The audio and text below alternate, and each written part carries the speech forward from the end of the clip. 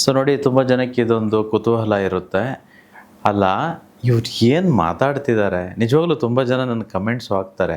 ಈ ಸ್ವಾಮಿಗಳೆಲ್ಲ ಫೇಕು, ಇವ್ರು ಯಾರೋ ಪೆದ್ದುಗುಂಡನೇ ಇರಬೇಕು. ಈ ಏನಯ್ಯ ಇದು? ಇಷ್ಟು ಕಾಲ ಮುಂದುವರೆದಿದೆ, ಟೆಕ್ನಾಲಜಿ ಇಷ್ಟು ಮುಂದೆ ಬಂದಿದೆ. ಇದೇನು ತುಳಸಿ ಗಿಡ, ಇದೇನದು ರಂಗೋಲಿ, ಅದೇನಪ್ಪ ಅದು ದೀಪ ಹಚ್ಚಿ ಪೂಜೆ ಮಾಡುವಂಥದ್ದು, ಇದೇನು ಹೋಮಗಳು ಅಂತಂತೆಲ್ಲ ಹೇಳ್ಬೋದು. ಅಲ್ಲ, ನಾನು ನಿಮ್ಮನ್ನು ಕೇಳ್ತಿದ್ದೀನಿ, ಯಾರೆಲ್ಲ ಈ ರೀತಿ ಕೇಳ್ತಿದ್ದೀರಲ್ಲ, ನಾನು ನಿಮಗೊಂದು ಪ್ರಶ್ನೆ ಇದೆ.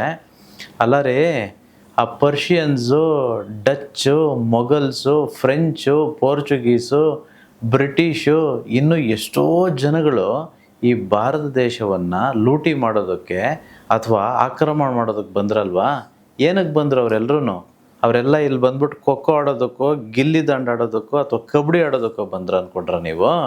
ಅವರೆಲ್ಲ ಬಂದಿದ್ದು ಈ ಭಾರತ ದೇಶ ನಂಬರ್ 1 ಇತ್ತು ಆ ಕಾಲದಿಂದಲೂ. ತುಂಬ ಶ್ರೀಮಂತಿಕೆ ಇತ್ತು. ಅಲ್ಲ, ಕೊಹಿನೂರು ವಜ್ರದಂಥ ಏನೇನೋ ಇತ್ತು ಇಲ್ಲಿ, ಬೆಲೆ ಕಟ್ಟೋಕ್ಕಾಗದೇ ಇರೋಂಥ ವಸ್ತುಗಳು, ಶ್ರೀಮಂತಿಕೆ ಅಷ್ಟಿತ್ತು ಅನ್ನೋಂಥದ್ದನ್ನು ಕಂಡುಕೊಂಡು ದೋಚ್ಕೊಂಡು ಹೋಗೋದಕ್ಕೆ ಬಂದಿದ್ದಿದ್ದು. ಅಂದರೆ ದೋಚೋ ಅಷ್ಟು ಶ್ರೀಮಂತರು ನಾವು ಆಗಿದ್ವು ಅನ್ನೋದಾದರೆ, ಹಾಗಾದರೆ ನಾವು ಶ್ರೀಮಂತರನ್ನಾಗೋದಕ್ಕೆ ಬೇಕಾಗಿದ್ದ ವಸ್ತುಗಳ್ಯಾವುದು, ಆ ಶಕ್ತಿಗಳ್ಯಾವುದು, ತಂತ್ರಗಳ್ಯಾವುದು? ಆ ತಂತ್ರಗಳು ಯಾವುದು ಅಂದ್ಕೊಂಡ್ರಿ? ಈ ರೀತಿ ಪೂಜೆ ಪುರಸ್ಕಾರಗಳು. ಸನಾತನ ಧರ್ಮವನ್ನು ಯಾರು ಸರಿಯಾಗಿ ಪರಿಪಾಲನೆ ಮಾಡ್ತಾನೋ ಅವನು ಬಡವನಾಗೋದಕ್ಕೆ ಸಾಧ್ಯನೇ ಇಲ್ಲ. ಶ್ರೀಮಂತನಾಗಲೇಬೇಕು. By default has to become rich.